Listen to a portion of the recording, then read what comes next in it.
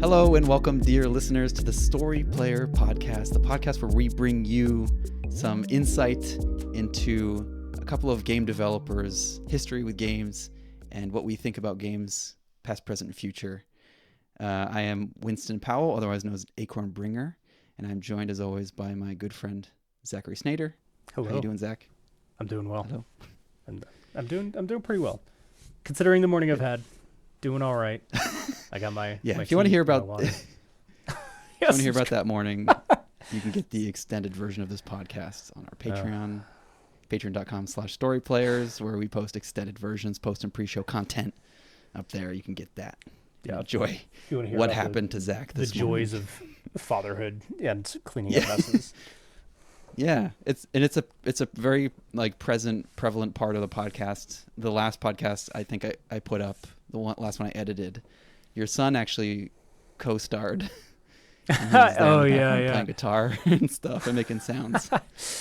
Man, he did his best to be a co-host, but I don't know if he's up for it just yet. Someday he can have opinions about video games, and then he can be famous on the podcast like we are. Definitely. That would be cool. I am getting him to play more and more games. Yeah. Here and there. He was playing Halo with you? Is that what you said? No. He was not playing Halo. He's played, so far what he's played with me, he's played Super Mario Bros. Wonder. We've played Melatonin. We played Bloons TD6. Melatonin? Yeah, it's a little rhythm game. Oh, how would Melatonin. I describe it? Yeah, it's like a sleepy time, trippy rhythm game.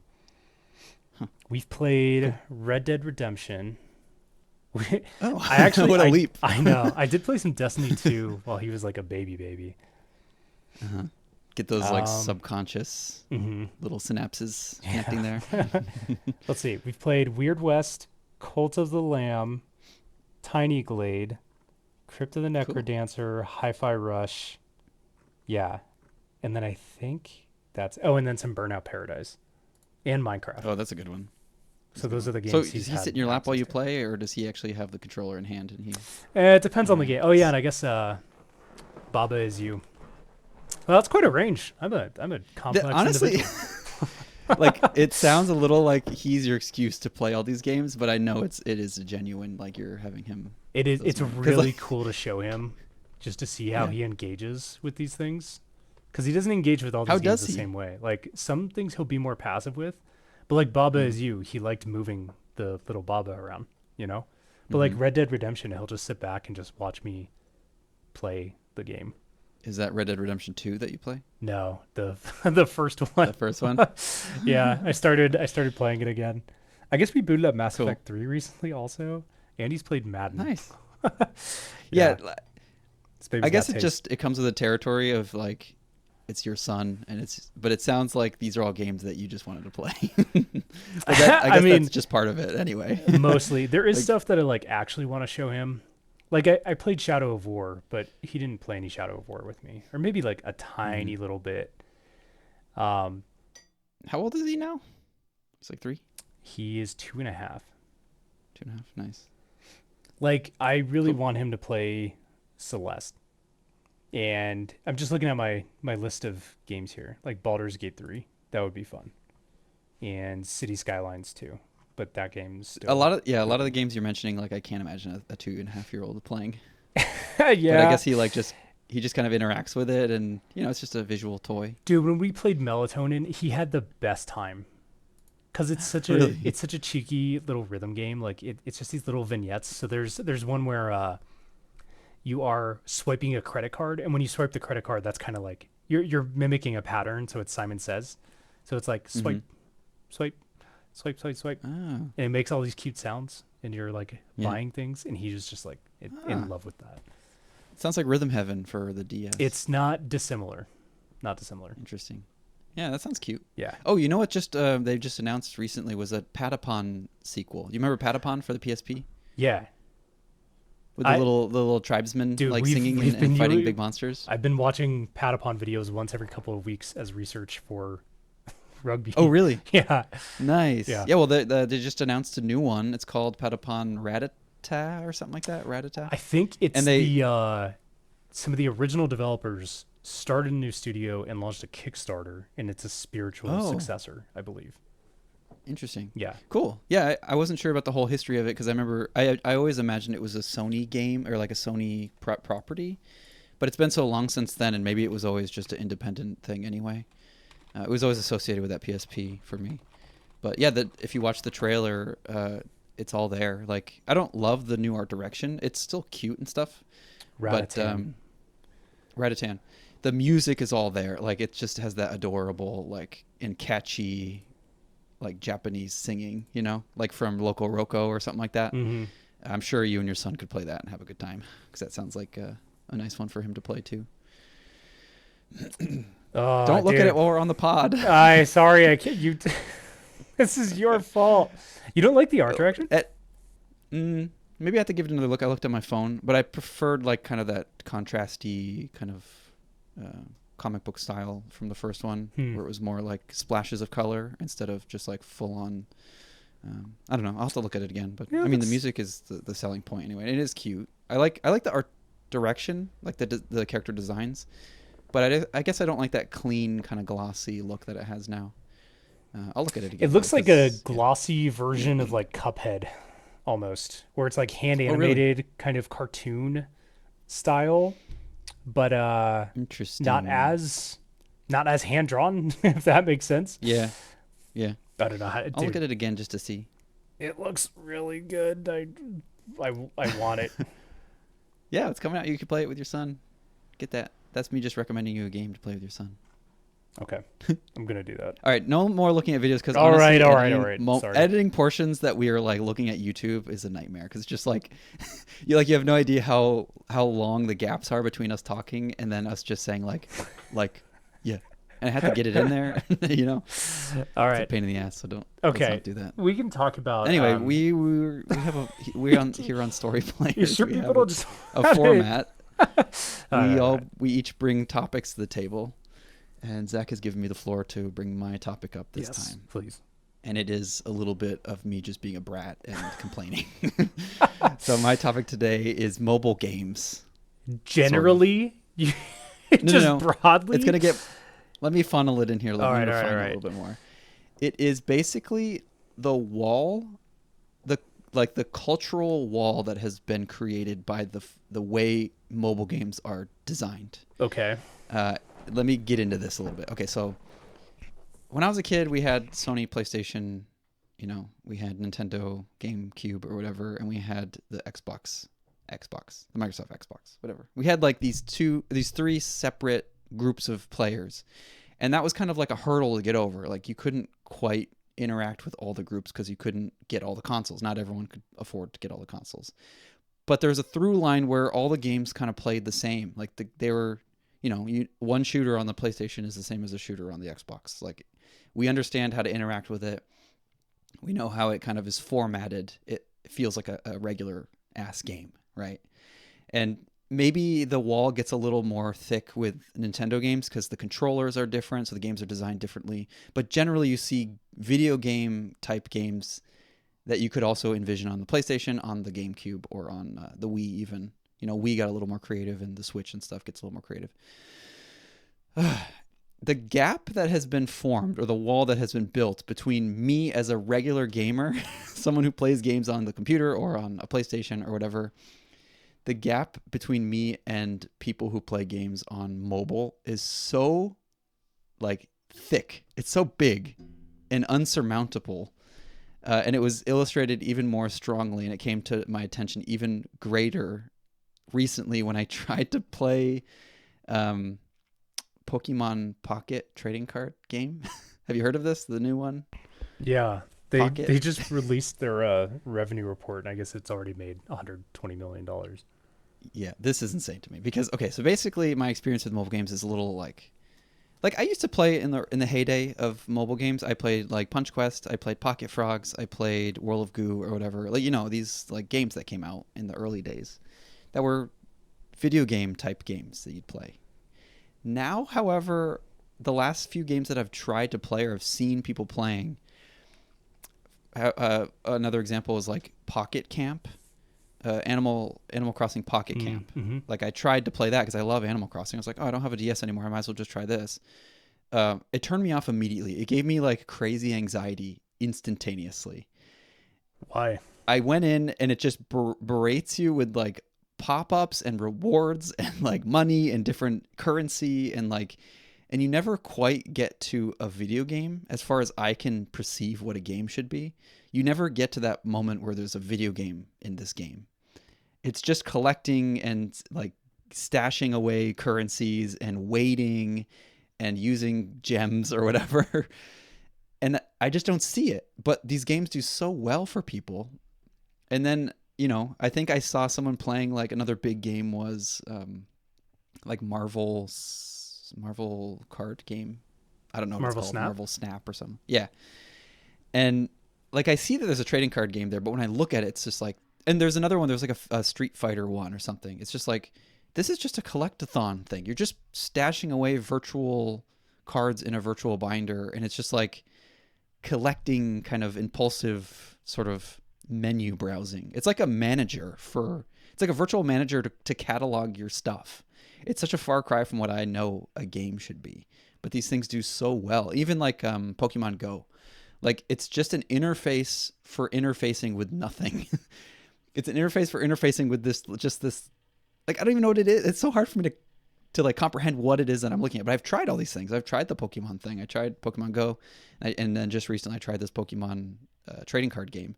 And I understand virtual trading card games. I played Gwent before. I know Magic the Gathering. I played game versions of Yu-Gi-Oh before.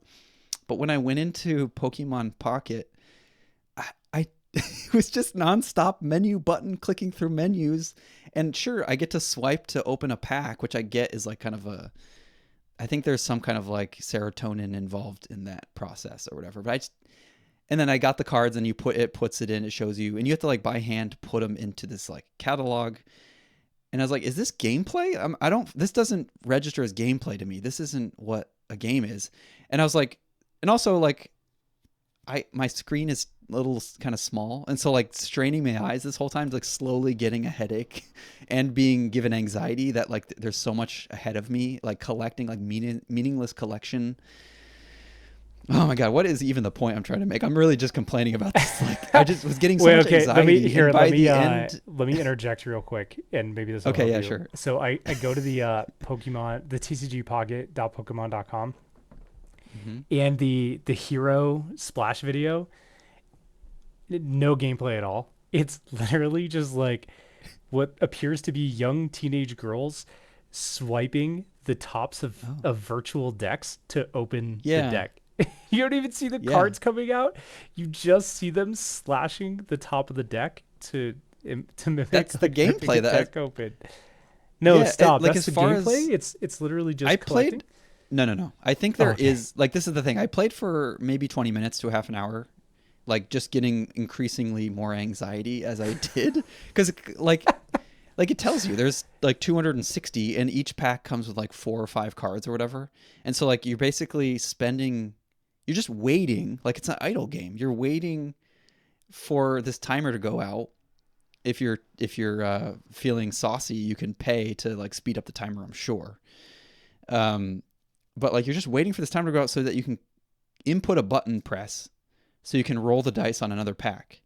And like I was just getting anxiety thinking of this prospect of like the future of this, like of me just waiting for this thing so I can swipe and get these cards that don't mean anything to me right now. And so I played for a little while until I got like to the end of my rope essentially with it. And I never ever I couldn't even find, I didn't dig around. I couldn't see where the battle was, like where you actually go to play the game with these cards.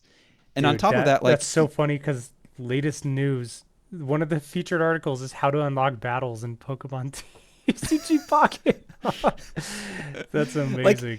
Like, the game, and that's the thing, is like people like nothing against people who enjoy that, because that's someone's enjoyment, whatever. But like that's part of a gratifying experience, a virtual experience. That's a game to some people. Like it's just that collecting, because people love Pokemon. They love those cards. And even I never played Pokemon, but some of the cards that came up, like I remember from when I was a kid, my friends had those old, like an old Charizard, like that drawing, the illustration style that they used to have.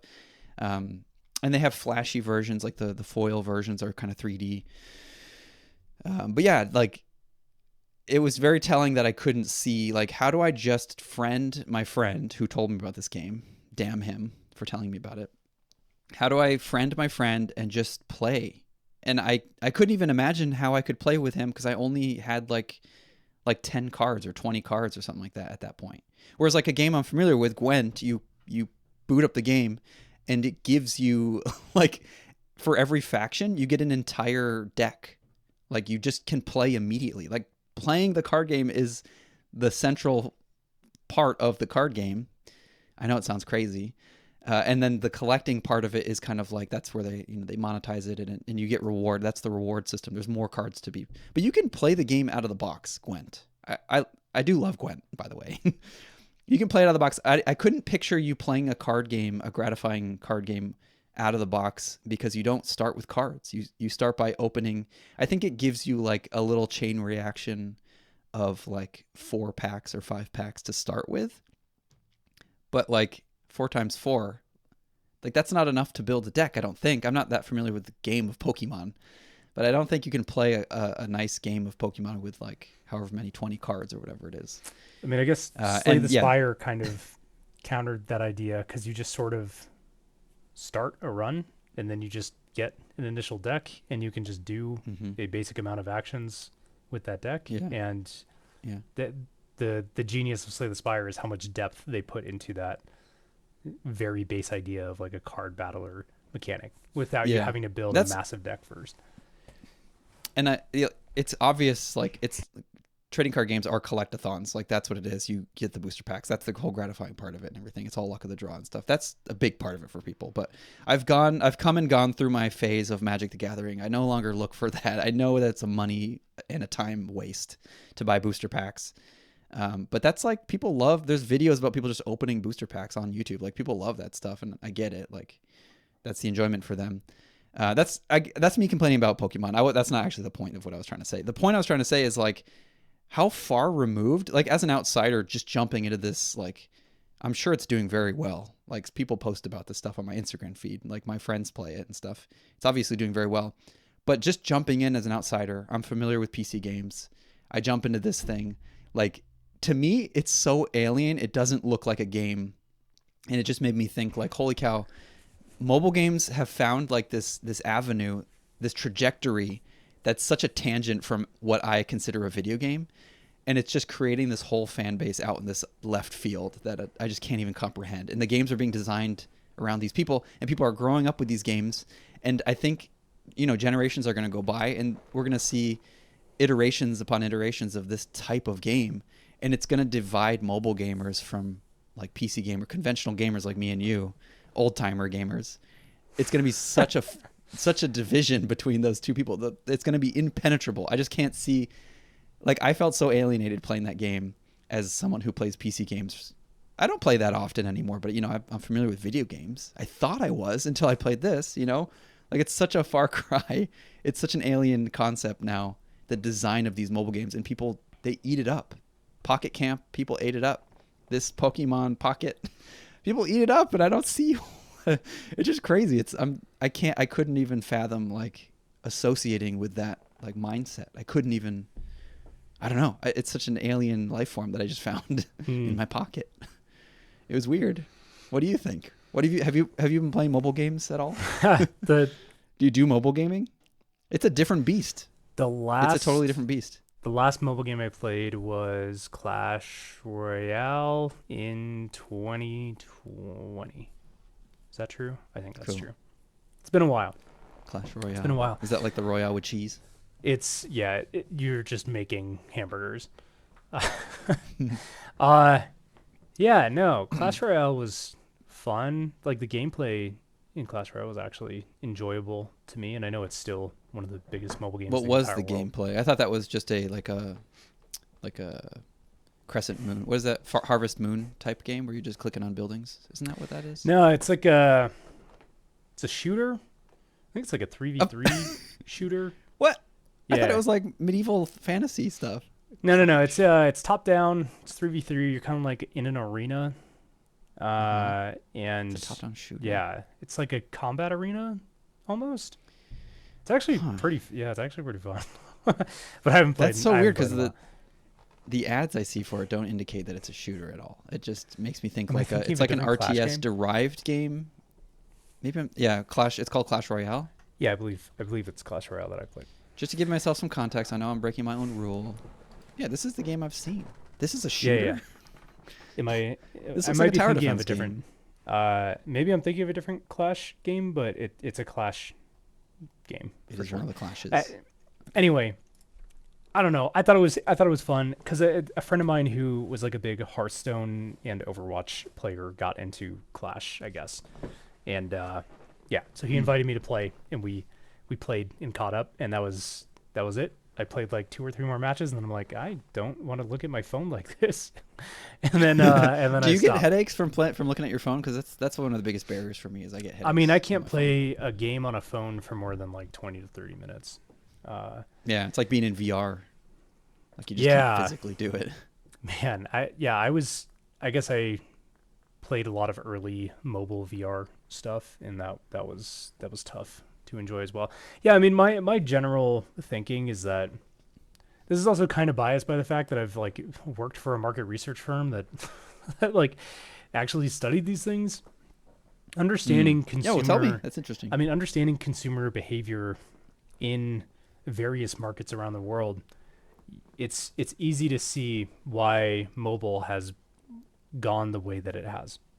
Like, first and foremost, mobile experiences when mobile was, in its nascency, they weren't necessarily all like premium games, but it was just kind of an extension of what the games industry was already doing when it came to the quote unquote casual player, right? People that played Bubble Bobble and Match 3 games, what was the one? Peggle, like that kind of stuff, right?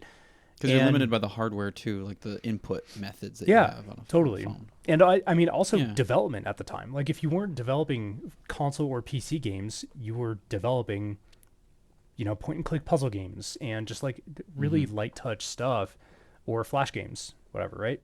So mobile made sense as a natural extension to that because you could access an audience that was, getting more and more in smartphones and moving further away from browsers. And as the games industry continued to grow, there were and are billions of people who just haven't adopted PC and console because it hasn't been accessible to them. Whether it's because they don't have the space in their homes for a machine, whether it's because they literally can't afford the hardware, whether it's because they can't afford the electricity to actually power that thing all the time or get all the other hardware involved. Because those players came up with those experiences that were more accessible to them at the time, inclusive of that same exact thing happening now, I think you are right that we are going to see some kind of widening gap between mobile and console and PC. And I would say it's more of a triangle than it is a two-way street because console is now moving in its own direction. PC is moving in its own direction. And mobile is kind of moving in its own direction.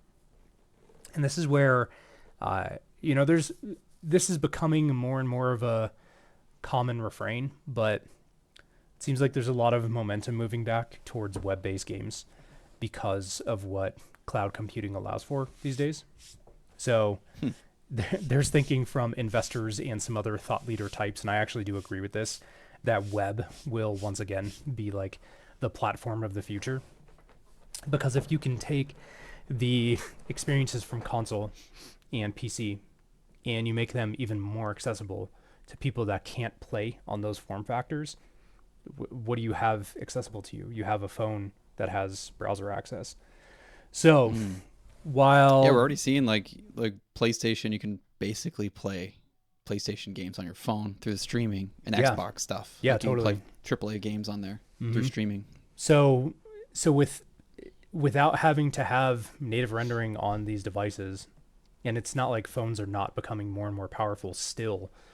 I think we're going to see more of those, like what we think of as AAA or larger PC console exclusive experiences being accessible to mobile. And I think that's actually going to maybe not shift mobile back towards what the PC / console player might enjoy as their experiences, but I think it will broaden the opportunities to tap into the mobile audience without having to make like this is an oversimplification, but like hyper casual games or just gamified apps and experiences like this Pokemon TCG thing. Right. But I think that's going to be maybe a generational thing, or if not outright generational, like technology generational. So, a couple of years or some cycles in the market. Or maybe it'll be Steam releasing its next console, or Xbox, or Sony doing the same, where maybe it is a more portable form factor. I guess Nintendo as well. Yeah. And I think eventually we'll shift behavior, maybe not entirely away from the kinds of experiences that exist right now, because like gotcha games make billions of dollars, so why would they stop? TCGs on mobile make billions of dollars, so why stop that? Collectathons are still doing great, et cetera, et cetera. But giving those same players that typically engage with those games access to other kinds of experiences, I think adds, this is going to sound condescending, but I don't mean it this way, but I think it will add a level of sophistication to mobile players, because they will have access to experiences that give them complexity in the kinds of games that they're able to enjoy. Because right now, like if you only have access to mobile, or if it is your preferred platform, you're kind of stuck with games that have been designed for mobile players in their current behaviors over the course of the last decade plus. If that landscape changes and those players have access to deeper experiences, richer experiences, just things that have more depth and, I don't know, bigger production quality and like larger scope, then how might that change that player in the future? So I think there's a lot to be excited about there. I would love to one day play a game on a phone where I didn't just outright hate the experience after 30 minutes. Or hate yourself. Yeah, totally, man. Because like there are cool games. Like that game company like came out with their a mobile game. Oh, Cloud. Yeah. Something Sky People thing. I don't know. Like I haven't played a lot of mobile games recently, but like Mountain, that made sense on mobile. It was just stupid little world builder thing. Those are but deep still. cuts though. Those came out a long time ago. I know. But like, but all the same, those deep cuts still cut through the noise when it comes to what mobile game design is. Because like, what was it? The Tomorrow Company or Tomorrow Corporation, whatever game they made, like that is a far cry from something like Genshin Impact. But Genshin Impact is still a deep RPG that you can play on mobile. It's not just a gamified app. It's got a storyline and characters, and like sure, there's a lot of mobile design trappings in there, but there are semblances of these things that are doing well and are sustainable over time. Plus with crossplay that's accessible on mobile. I mean, like Fortnite, you can. When I ran Fortnite leagues, we literally had someone play on mobile in our leagues, and he was one of the best players. It was insane. But you can play Minecraft on mobile too. Like it's not like mobile is only one thing. It's just that mobile has become heavily indexed towards a gamified, monetizable type of experience where it just goes for the simplest solution to try to extract money from players, because it kind of has to, because you're not selling games for $60 or even $10 or generally even $1. So or just having it free. Yeah. yeah, I wonder. it's a very model driven the way business right now. Those types of games, I think maybe I just jumped in the deep end of like a genre that's just not, it's for a lot of types of people, but simply not for me. Because I was thinking as you were talking that like, yeah, we're gonna have more AAA type experiences, more quote unquote video game type games on mobile as we push further into the future, because we're already seeing that sort of thing, just like you said. And I see that bringing over a lot of players from PC, from console, but it's hard for me to imagine that player base who loves like the like money making chew toy that is Pokemon Pocket. Like just a fidget thing that just makes other people money for them. Having console gamers come over to mobile because they see that there's a streaming service that's available on mobile, I can play on the go, blah blah blah. I kind of feel like that's just an impenetrable thing. I don't think, like, imagine someone downloading Pokemon Pocket like on your PlayStation 4 or 5 or whatever, like, and just sitting on your couch and playing that, just opening packs and stuff like that. Like I'm sure there's an audience for that, but that audience is better at home, just on the phone, because it's a casual kind of, you don't need to like apply yourself to the thing. That's what I mean by when I say casual. It's like less, it asks less of you, I guess. Like you don't need to be on the whole time, like as like a shooter or something. You have to kind of be applying yourself to it the whole time. I suppose. I'm not sure if I totally agree, because like things like Genshin Impact and Pokemon Go kind of skewed that narrative a little bit, right? Or skewed that narrative. But do the people who play Pokemon Go play Genshin Impact? Well, no, I meant Pokemon Pocket, because yeah, those are the same. Those are both gacha games, right? Pokemon Go and Genshin Impact. They're just kind of like character collecting.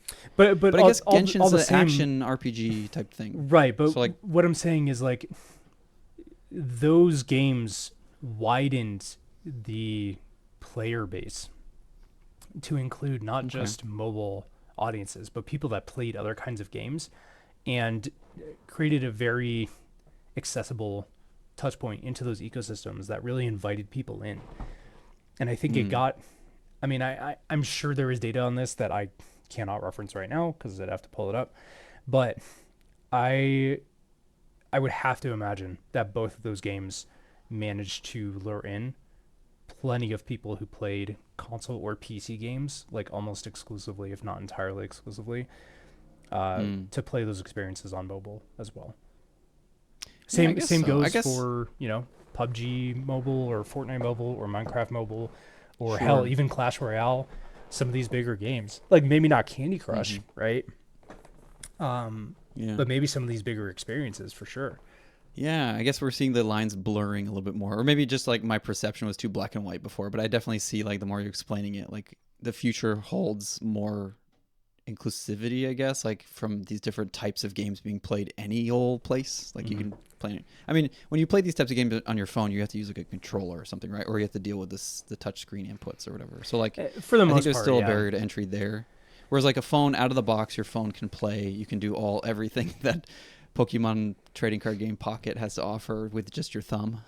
I mean, dude, like Nintendo has been venturing into mobile, which they didn't do for the first, I don't know, 10 plus years of mobile being a thing that was prevalent in the global games market. You just reminded me of another. Oh, sorry. Go ahead. Oh no, and I mean Sony and Microsoft have both talked very recently about indexing more heavily into the mobile space. So it wouldn't surprise me to see more studios try to figure out how to translate non-mobile games into a mobile setting and see how they can reach those players. Because like obviously they're massive audiences. I think mobile is still over half the revenue in the industry, so we're talking $100 billion worldwide. Yeah, imagine going to Sony and just being like, hey, we're gonna you can now sell games to everyone and you don't have to produce a console and everyone can play it. Like, that's such a dream come true for these AAA companies, like really struggling to push out hardware when all they want to do is get games in people's faces. Right. So like just the prospect of a mobile game or a mobile player is essentially like, you don't have to sell them a console. You just have to give them a game. It's going to be such a better bottom totally. line for you. Like everyone, and the audience is billions of people have phones. Right? I mean, I imagine. Dude, Phil Harrison's been very vocal about this when it comes to Xbox. Like, he wants their games to be playable on any device. He just wants them to be agnostic, so that way they can make the most money from their software and their services. And it's not because they don't want to sell hardware also, because they're still making a ton of money from their hardware.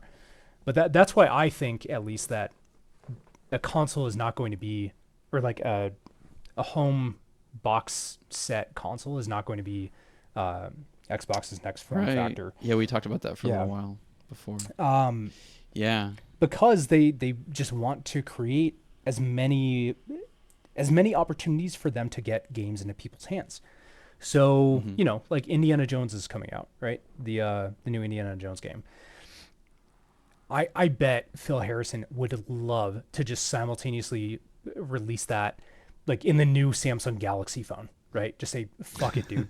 Like, Galaxy also has their own, I think they just recently announced they're launching their own game service for free.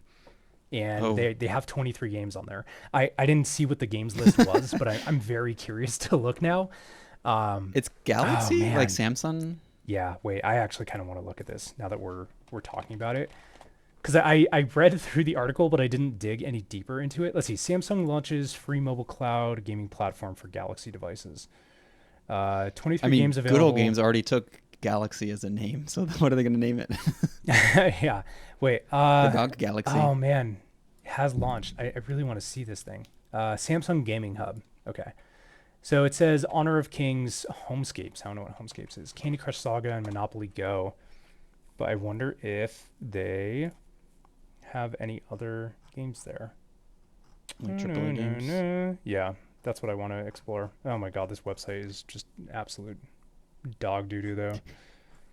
There's no information about what the games are. Okay, it just shows a bunch of like what you would call mobile games. So okay.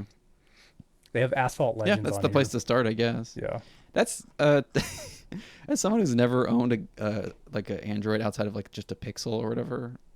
I don't know. Maybe I'm the wrong person. This is essentially me shouting at clouds. Like the whole mobile gaming like sphere is so far away from my little tiny PC gaming sphere. Yeah. And I like the prospect of a gaming hub.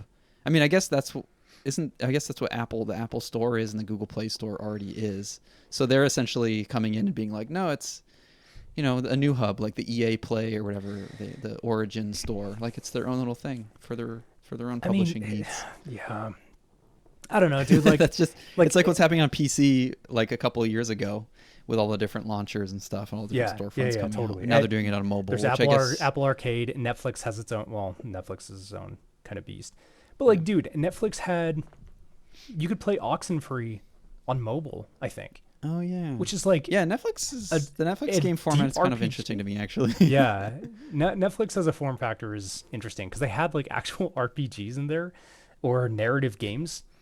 And if you were playing those on at Snapchat Experience or mess around with games too, Facebook Instant Games. Oh my god, you just reminded me of YouTube games. Oh yeah, shoot. I get like a stupid ad for that or not an ad, but like a little catalog they show. It just comes up in my feed, and the screenshots are just like the trashiest looking like. I mean, that's the thing, dude. Is like there actually has been a pretty wide breadth of experiences that you could have on mobile for a long time. Like even Infinity Blade. Like Infinity Blade was pretty badass when it first came out. Yeah, but that's really like, I think that's us trying to like look for something to relate to with the games. Like the reason why I bring this up is because the experiences are valid experiences, from your Candy Crush to Pop Cap Punch Hero Quest Tap Idol Journey or whatever. Like that's a valid experience for someone. That's fun for someone. But like us reaching for like, Sword and Sorcery was a good experience for us on mobile. What was it called that you just mentioned? Infinity Blade. That's a good experience because it kind of looks like a game to us. Whereas like these other things are so alien to me. Like these menu, like gamified menus is just like a, I guess I it's don't funny think I'll because ever be able to get there before. the only 2 mobile games I've worked on were Haunted Escape, which was a puzzle game, and then Point and Click puzzle game, and then Merchant, which was an idle game. Oh, So yeah. I guess I'm not really one to talk. Well, if those are the games I think you're talking about, that was like back in 2012 or something. Yeah, it was the early 2010s. Like 14 but or something. all the same though, our studio has been thinking about how we can simultaneously release our games on mobile, from a development standpoint, not even a marketing one, because that's like actually marketing these games is a totally different beast. But from a development standpoint, just creating our experiences and making them as accessible as possible, like I do want to do that, you know. But you have like a thing in mind you want to express. You have like a feeling you want to give the player through like a rhythm or something like that, right?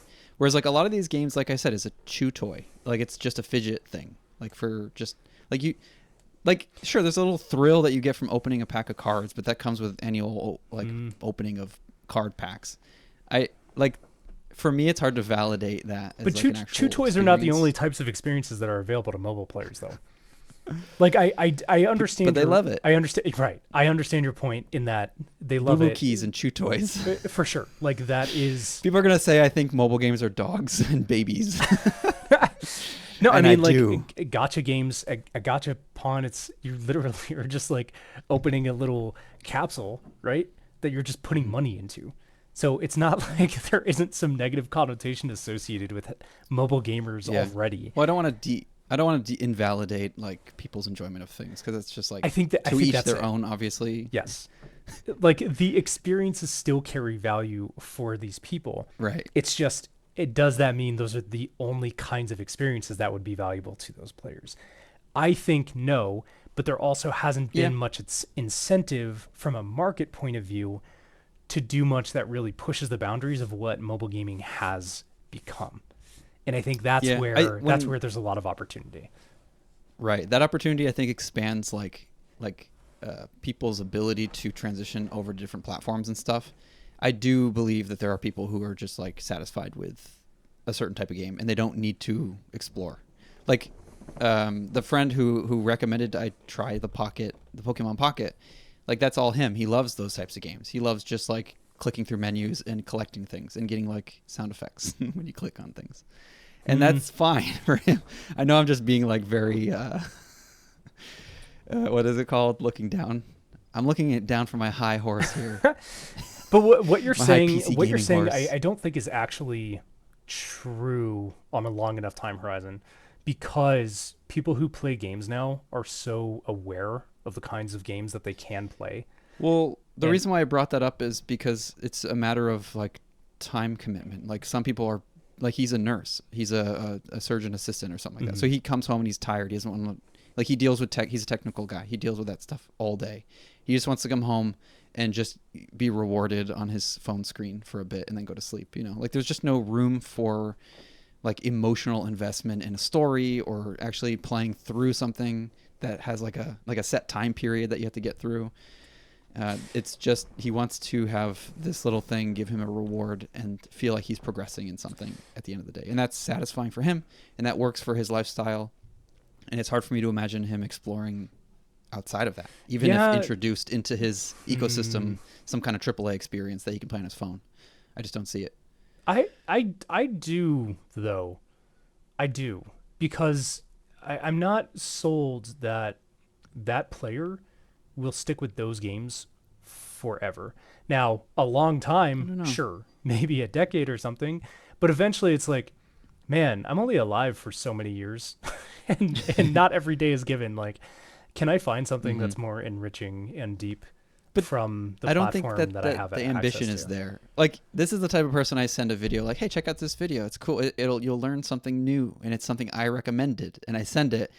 And he's like, it's too long. Like, it's 5 minutes long, you know? Like, that's what we're dealing with. Well, and that's what a lot of people, I think. Yeah, I can't like disagree 10-minute with video, that. I can't watch that. I know. Like, you only have 3 seconds to capture someone's attention, and that's probably even too long at this rate in human history. So to ask them to play through, like, a mobile version of Indica is not going to happen. As short of a game as that was, it's not happening for that type of player. I don't know. Maybe it is more realistic to look at things that way, but I see a future in which that's not the only possibility. Just Where there's because, help like, for these people. Yeah, I mean, yeah. I want to sure. just say, because we're going on the record that I'm being ironic. I honestly like there's all types of people. There is some okay, so I'm being ironic. Zach Zack's being serious. I mean, there's obviously a grain of truth to it. That's what irony is. But I don't look down on these people. Like it's just a market. It's just a type of person. Like right. I find myself hate in this mobile position gamers, sometimes. and I went to play the Pocket game. I was gonna play it, but it just made me feel bad. Yeah. Dude, in all honesty, that's how most mobile games make me feel too. I boot it up. I'm just like, I am not dumb enough to play this. And that's not to say anything about. That's mean. That's rude. No, it's not to say anything about other mobile players. It's more like they are pandering to me in a way that I have not bought into. And that, again, I am being facetious when I say dumb enough. It's more like the better word is we're too pretentious to play. No. No, that's not it. I think that's not it. That's not it at all. It is the fact because we're thinking that, about all this garbage while we're playing. Existential crisis.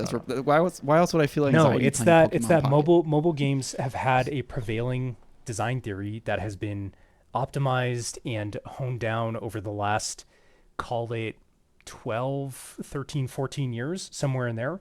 And people that have been embroiled in that ecosystem are familiar with those kinds of experiences. So when they see a game that maybe falls outside of that, it's not going to capture them in the same way that, something like, your dog fooding, you eat the food that you are familiar with because it's comfortable to you, right?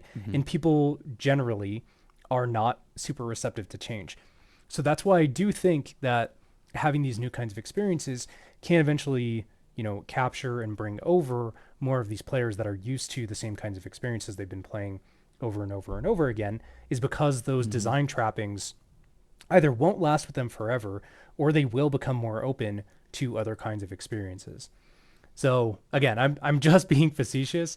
It's not that players are stupid. It's that they have fallen into these patterns because these are the patterns that have been optimized for them to be falling into over and over and over again, Yeah. When you say it like that, it actually makes me think of, because it is like those games are optimized to make your brain secrete a specific chemical, Yeah. So it's almost like addiction. Yeah. I mean, and that goes for all games, but when you're squeezing the fruit that much as mobile games do, they give you that dopamine so often.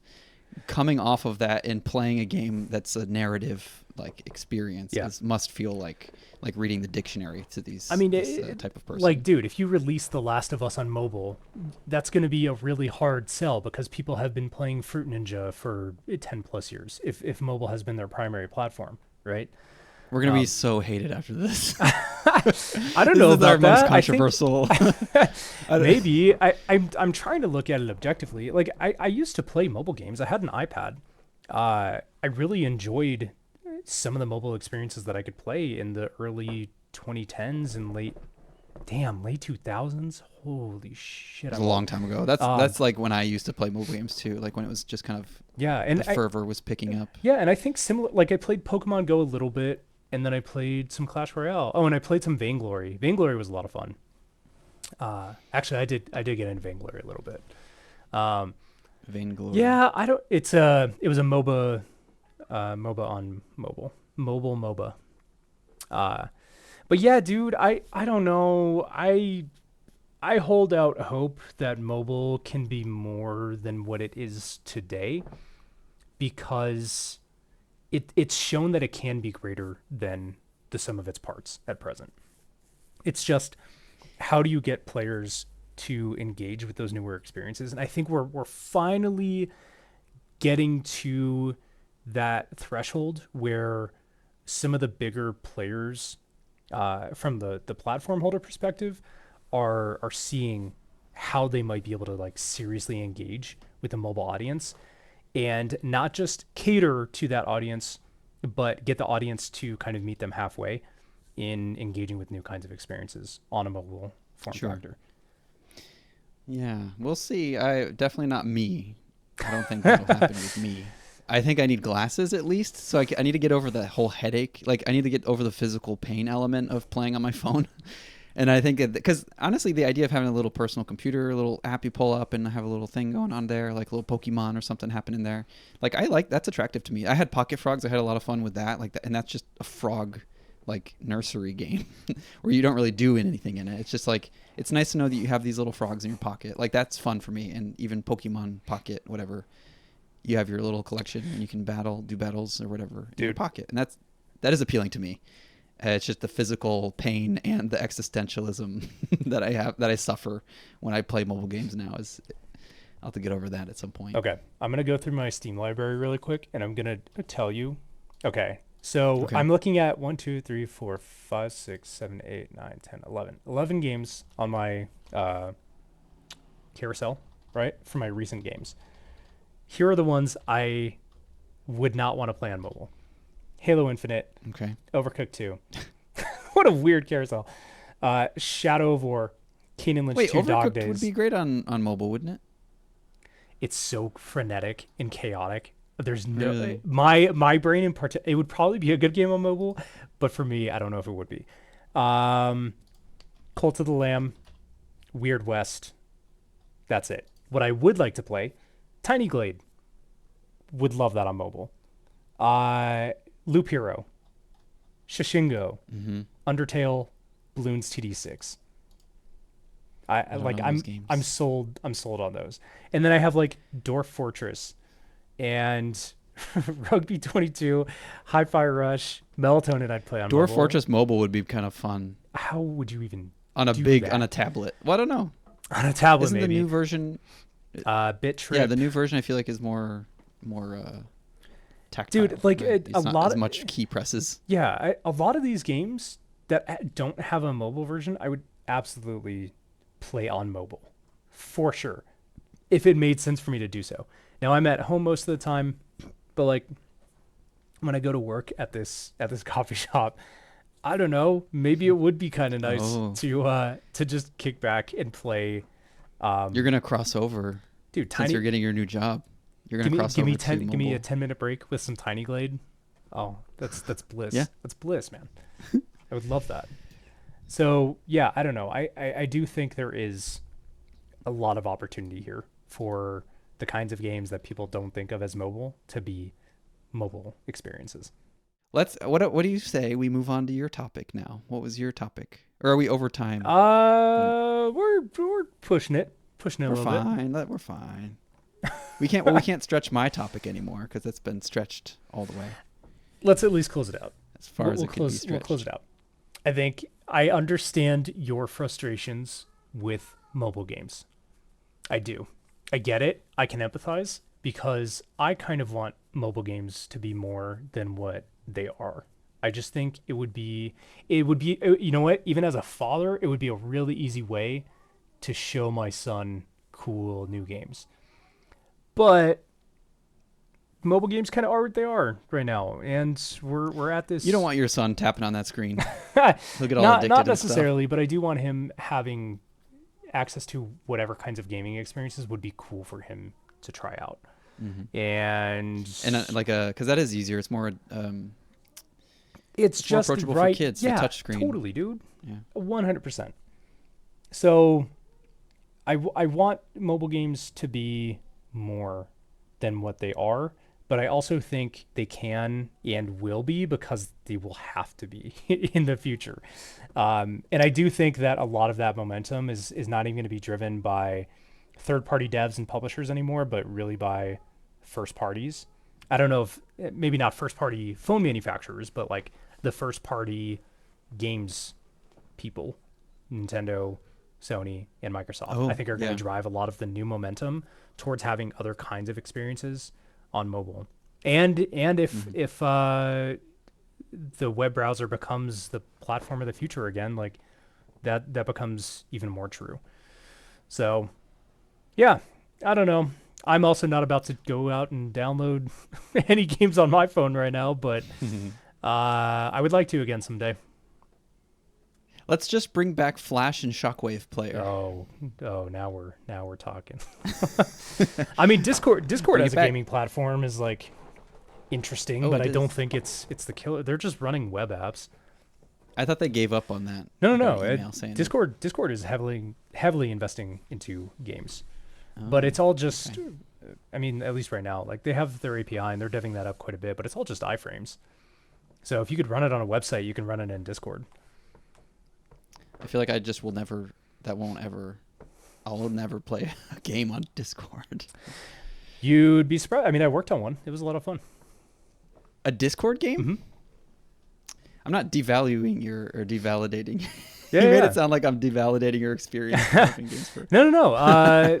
Because you can just make a web app and just throw it on Discord. It's just hosted there. Yeah, it's pretty rad actually. One of my friends is working on an RPG in Discord. It's sick. Discord RPG. Mm-hmm. And you can like play it with other friends and servers. It's really cool. I mean, we're on Discord now, and I'm looking around and I see no place where I would start to play a game, like an entry point. Like, where is that place? You have to start it as an activity. Granted, the way that Discord's UI is still just absolute fucking hot garbage, and it makes me so upset. Oh. It is, dude. You still spoken like a true developer of a Discord game. No offense to all. Look, I love Discord, but also I still can't hide the sidebar. I can't, like. Oh God. Okay, sorry. Now you'll get me complaining about Discord's UI, and that would be. Yeah, we'll be here all day. Yeah, we'll be here all day. Discord is still a great platform. It's just the UI. Yeah. Got some problems. But yeah, all the same. As games experiences become more accessible and more diversified, I think it's going to be a good time for games. We are making games at a great time in human history. Oh, and also the worst time, but also a great time. There's positivity there. I think my takeaway is my folly in this whole situation was just getting into the wrong hot tub at the resort. Like I dipped my toe into the wrong place. I wasn't supposed to be there. Had a conversation with someone who I don't want to associate with. Yeah. And his name was Nintendo or whatever, Pocket Camp. Right. Pocket something, Pokemon. Yeah, but anyway, that's the my resort takeaway. keeps building new hot tubs, and one of them is like, ooh, now we have water jets. You're like, water jets could be cool. And then you go sit in the water jet hot tub, and it's like, all right. This is nice, actually. Thanks for adopting my analogy. Yeah. You're validating my analogy. Yeah. All right. What do you say? Is that good?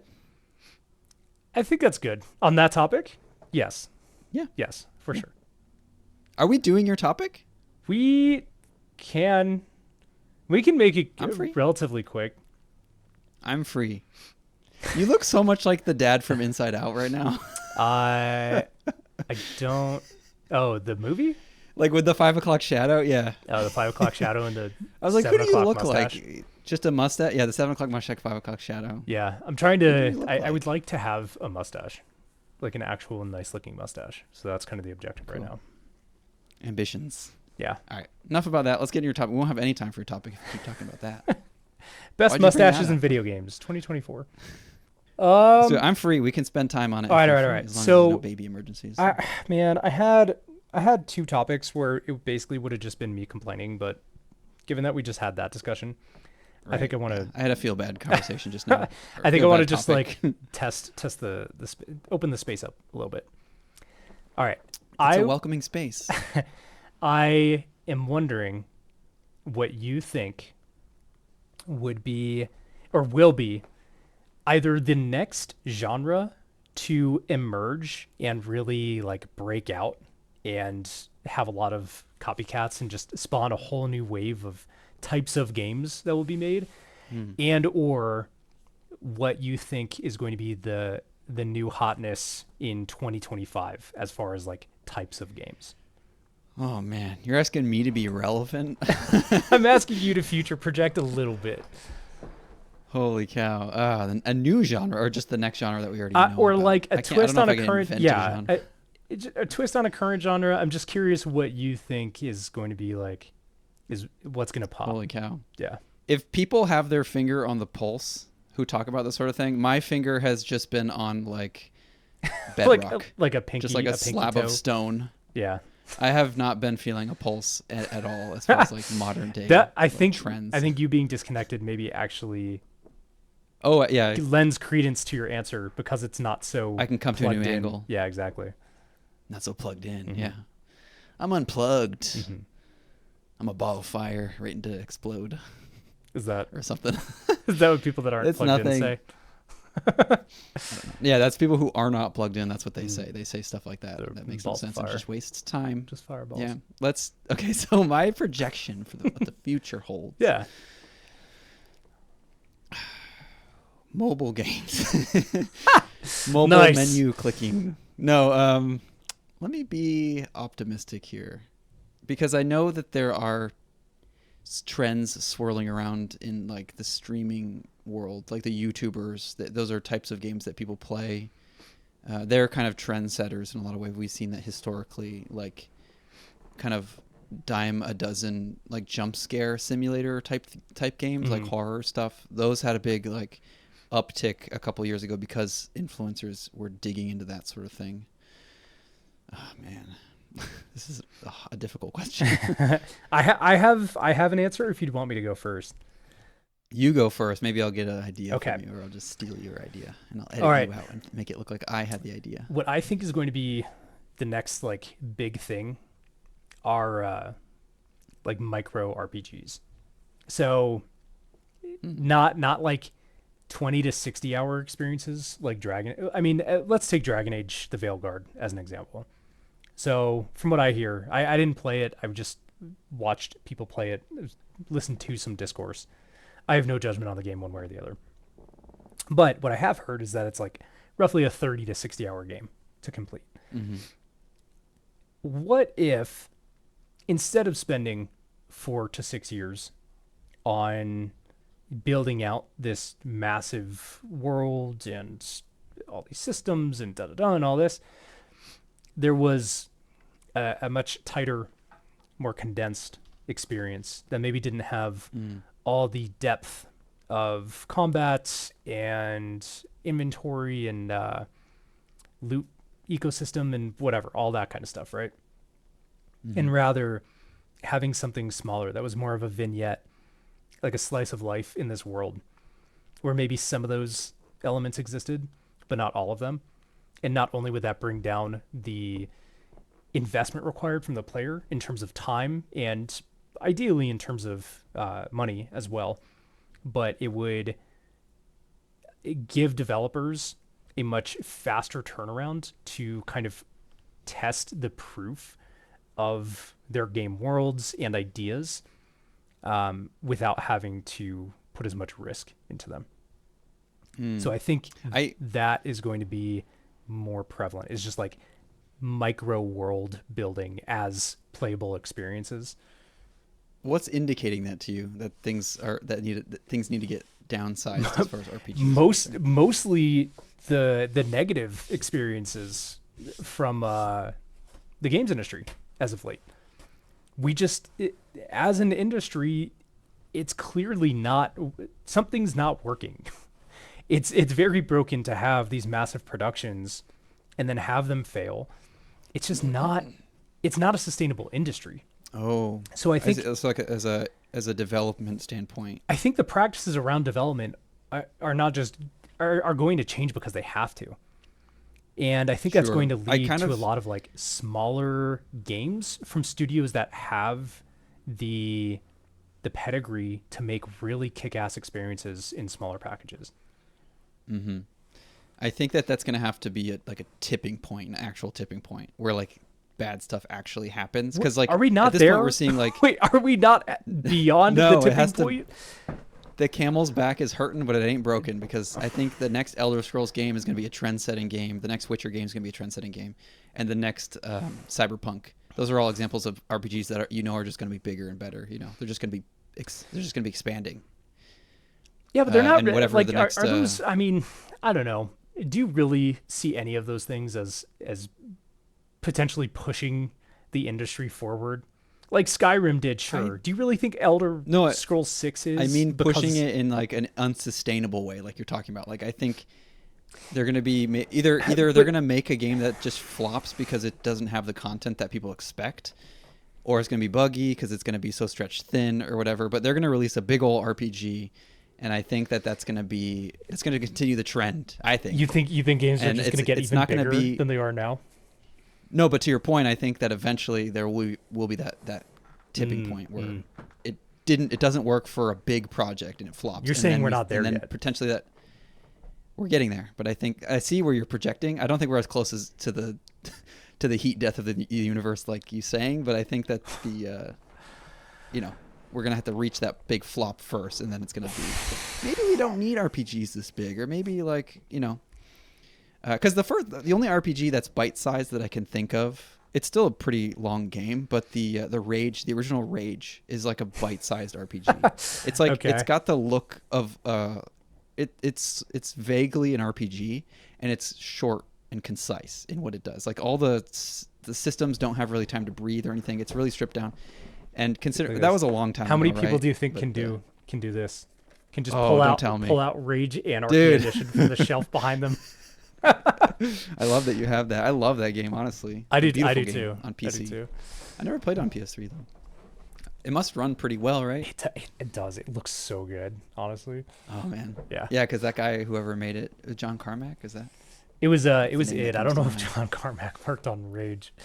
I think he was. I'm just pulling names out of my butt. I don't know. But yeah, that's an example. That's an old ass example. Probably not very relevant, but that's a game that flopped. People didn't like it because it wasn't deep. It didn't have what people were expecting out of it. I see like where you're coming from though with like the Assassin's Creeds and stuff, kind of overinflating. I don't think that people have gotten burned yet. I think that the companies are still pushing bigger and bigger things. I don't think they've gotten burned as much yet. That's very interesting. To initiate a trend. I don't know. It's a terrifying thought that we haven't. You need both a failure and a success. So you need a failure of the trend of the current trend and a success of the new trend. And I don't. I mean, Outer Worlds was kind of a success of this, even though it came out like 6 years? No, 6 years ago. Worlds? Did Outer Worlds come out 6 years ago? But you said kind of a success, and that's not what we're looking for. We need something to shake the 5 years. The tectonic plates. 5 years ago. Yeah. Outer Worlds did really well, is my understanding. I don't know how many copies. But the folks who play Fallout aren't going to play Outer Worlds. I don't think. I think they have Fallout. Already. I don't think that's true. People that like the common average person, like your average gamer. It's so easily marketed. It's so findable by most people, the Fallouts and the Skyrims and stuff, and Elder Scrolls. Like Outer Worlds, I think most people who played Fallout, I don't think most of them played Outer Worlds. So you're saying Elder Scrolls 6 needs to completely bomb before this becomes a larger trend? Like, to put a name on it, sure, yeah, that could be one of them that bombs. And but then you also have these 6. You also have these other RPG companies making like ridiculous. Like the industry was like wincing at how much content there was in the last Baldur's Gate game, right? Or the Divinity Original Sin 2 or whatever. Like that series. Was that the Baldur's Gate game that they just came out with? Yes. Baldur's Gate people 3. were praising. Like people saw the amount of content in that game and were just like, this can't be the new standard. We can't do this. This can't happen. What's going on? And everyone had to be like, no, guys, it took a decade to make. Don't worry. It took a decade for them to make this game. It took 6 years or whatever. People had to like cope with it because it was so big. And I don't think that the next game from that company is going to be smaller. I think it's just going to keep going. Yeah, but not everyone can be a Larian or a BioWare or a Bethesda, right? But until we no longer have those, they will still be there. I'm not sure if they're the flag bearers anymore, man. Like maybe Larian, because they showed that things can be different. I don't know. You know what? Maybe you are right, because like BioWare just released Dragon Age: The Veilguard, and it came out to middling consumer reception, but lots of critical praise. And you would have thought, seeing some of the discourse from players around the game and reviewers that were not like from publications, that it would have absolutely bombed. But no, they've sold fucking hella copies. And It's got a nice name attached to it. even Stalker 2 comes out like a massive buggy mess, and there's something endearing about it, so it sells really well. And also, like, that studio has gone through actual hell, so it's good that they are performing well. But yeah, all the same. I mean, they're big games. I think I think RPG folk get into an RPG because they want to be immersed and they want plenty of stuff to do and they want to be able to spend a lot of time. But a bite-sized RPG, like, sure, like I'm not saying that that's a bad idea. The eventuality of it, though, I'm skeptical. I'm a little skeptical. Not to like drag your whole idea through the mud there. I think you should. That's your pitch. Because I'm just future casting here. Just no, but it's a cool thing to think about. Like, what would have to happen for that to become a new trend? And I welcome the idea because like we both don't have time to play. Like when Elder Scrolls comes out, I love the Elder Scrolls series, but when it comes out, I might just not be able to play it. And Elden Ring, the DLC that you got for me, I still haven't been able to play it. I've been busy playing Indica. Yeah. I will play that soon, actually. But, I'll get my controller back out. Indica feels like such a good example of this too. I don't know. I think that whole, like, the notion of AA being eaten from the inside out, and indie devs having access to more and more resources. Yeah. Yes, those parties might, just by way of market forces, that might necessitate those groups making bigger experiences, but they're not going to be able to make something at the same level as like these massive games. So what's the compromise? I think it's going to be smaller, more bite-sized, accessible experiences that could allow those studios to make something bigger in the future. I think Outer Worlds is actually probably the best example. Obsidian was already like a fairly large group and they have a solid backing and all that. But I mean, as far as indies are concerned, like, they were still pretty small at the time they released Outer Worlds. And that game did well enough for them. They got acquired by Microsoft, and now they have all the resources, and now they're making a bigger RPG. Yeah, now they're making a larger RPG. Yeah.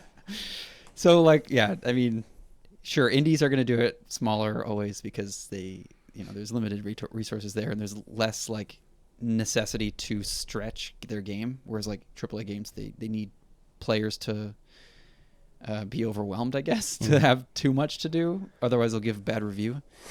There's no pressure like that for indies necessarily, or there's less of it. So, in an indie space, but you mentioned like, more indies, more games at this scale being more prevalent because of tools being better. Like development tools are more accessible. I think if there's a trend for our future, I think that's it. I think we're going to be seeing a lot more for like independent games being pushed to the forefront because they compete with AAA games in the way they look and the way they feel. Yeah, because we're so facilitated now, dude. Like so that would be, I guess. Nate Perkypile just released the Axis Unseen, right? And he did that as a solo dev. He worked on Outer Worlds, I think, and Fallout, and I think Skyrim, and that dude made a whole ass big RPG in Unreal.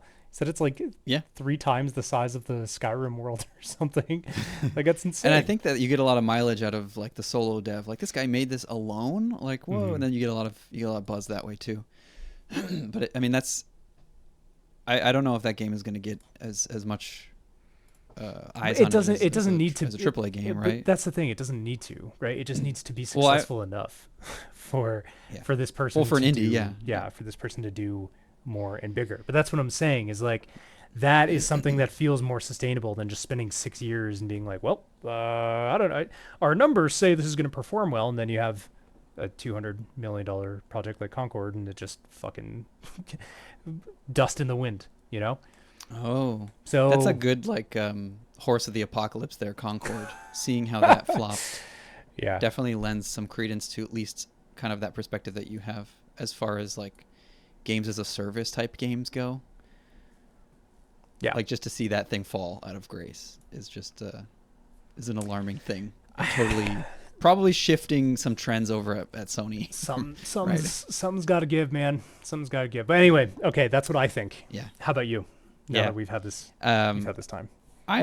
Going off of the whole indie thing, I now that I've thought about it a little bit more, a trend that I want to see, or that I believe we'll see more of, and I think I'm starting to see more of it now anyway, and I think we've been seeing it for a while, is just like this kind of retro design sensibilities for games showing up in larger games and showing up in more games.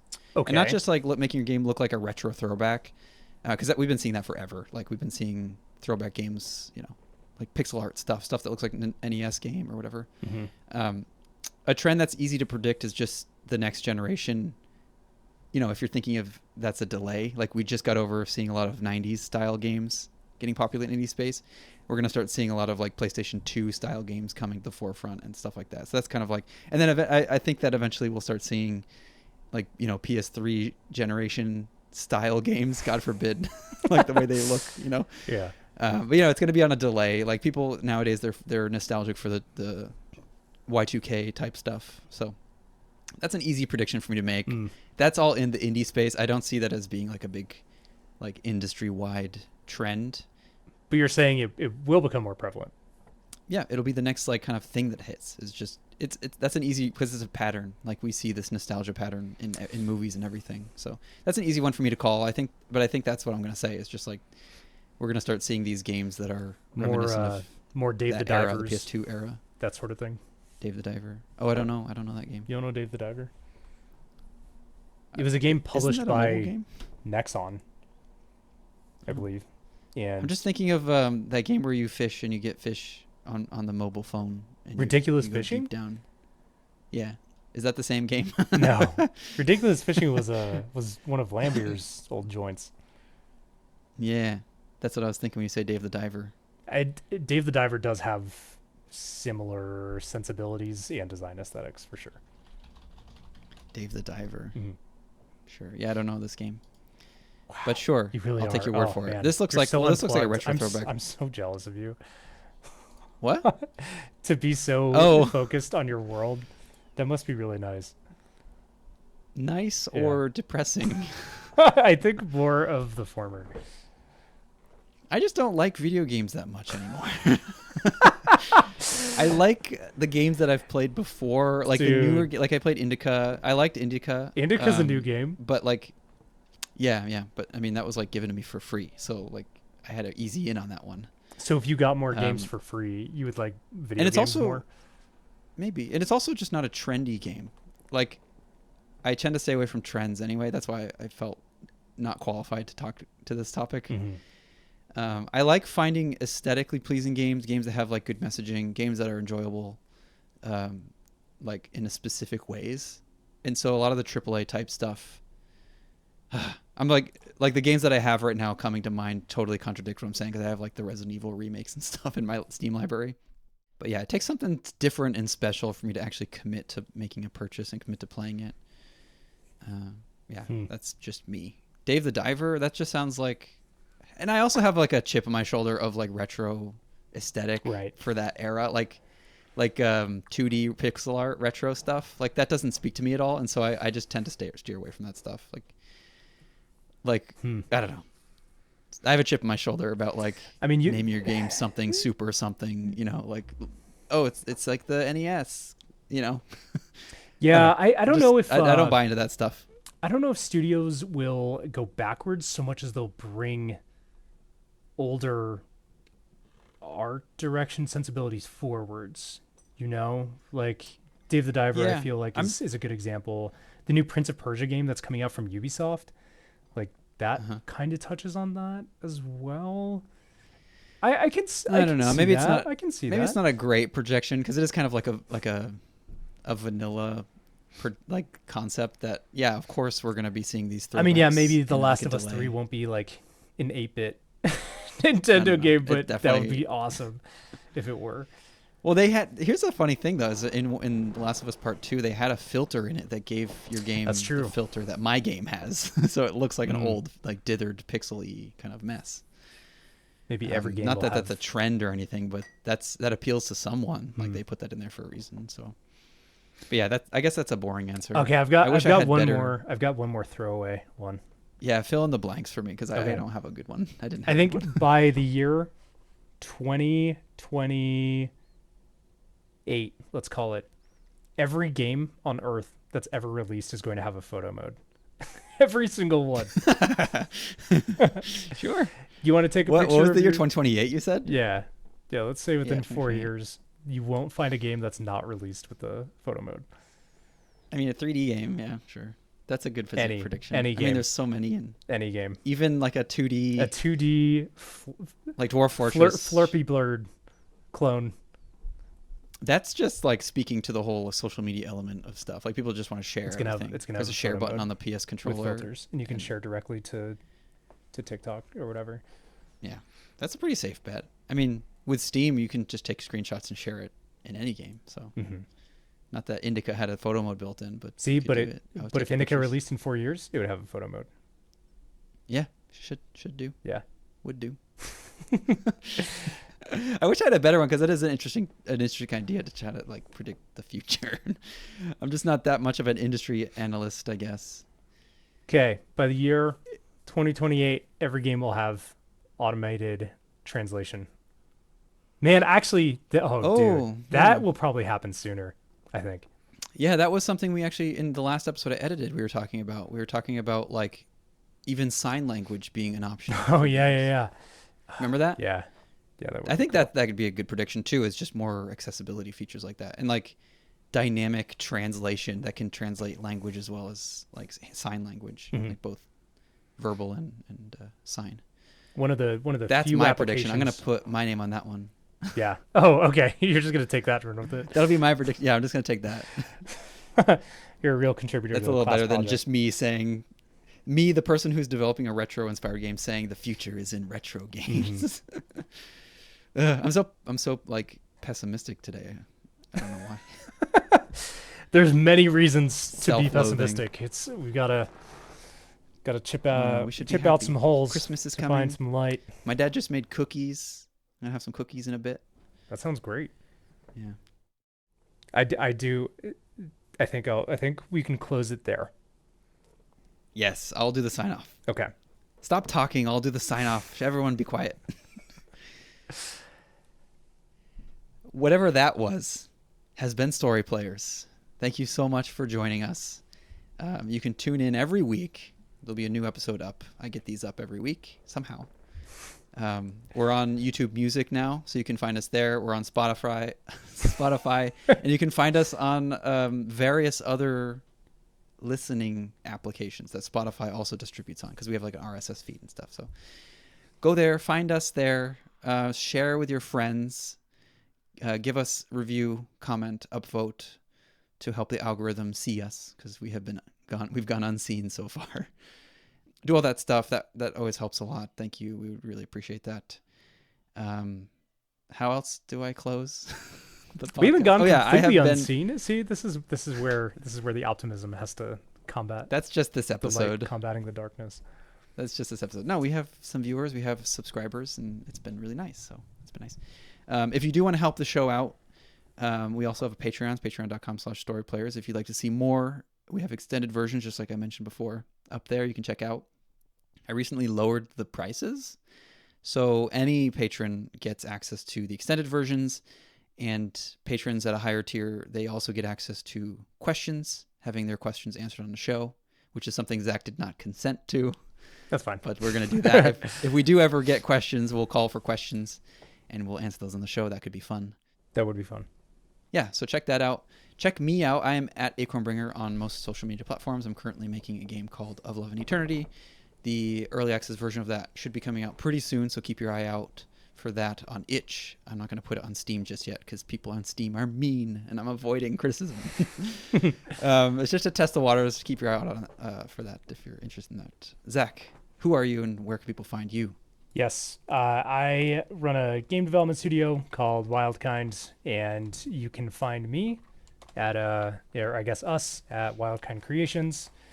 And I'm still really trying to figure out how to be online and like putting myself out there. So yeah, You're doing good. I've been seeing your posts. Yeah, my wife has not approved, and she is our new content person. She's your PR? Yeah, basically. Oh, I've been hearting them anyway. Thank you. Giving you hearts. Thank you for hearting them, because I don't heart them sometimes in my soul. Okay. I mean, Oh, spiritual. It's hard. Sentimentally.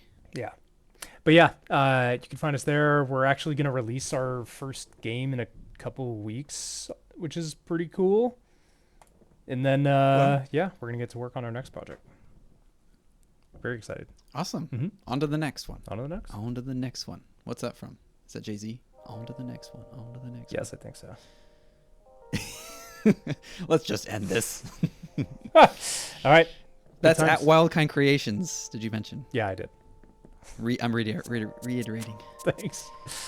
All right, man. Thank you so much. It's been fun as always chatting with you. Mm-hmm. Always interesting. Thanks, everyone. Thank you all for listening. Take care and bye-bye.